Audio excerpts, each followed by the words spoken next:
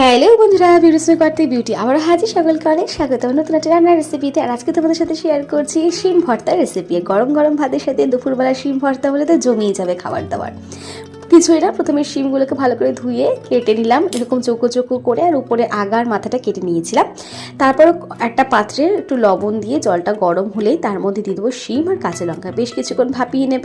তারপরে আমি এখানে দেখো একদম কুচি কুচি করে রসুন, পেঁয়াজ আর লঙ্কা কেটে নিয়েছি। তারপর কড়াইতে একটুখানি পরিমাণ মতো সরষের তেল দিলাম, তার মধ্যে একটু শুকনো লঙ্কা আর কালো জিরে ভালো করে ফোড়ন দিলাম। একটু গন্ধটা উঠলেই তার মধ্যে দিয়ে দেবো কুচনো রসুন আর পেঁয়াজ। তারপর একটু নাড়াচাড়া করে দিয়ে আমি যে ভাপিয়ে রাখা যতটা শিম রয়েছে সমস্ত শিম দিয়ে দেবো।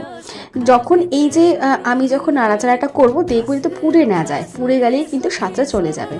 শিম দিয়ে নেওয়ার পর তার মধ্যে পরিমাণ মতো লবণ আর হলুদ গুঁড়ো দিয়ে আবারও কিছুক্ষণ ভালো করে নাড়াচাড়া করে নেবো। নাড়াচাড়া করতে করতে দেখবে একটা সময় এরকম না শিমগুলো আস্তে আস্তে ভেঙে গেছে আর অনেকটা নরমও হয়েছে আরও।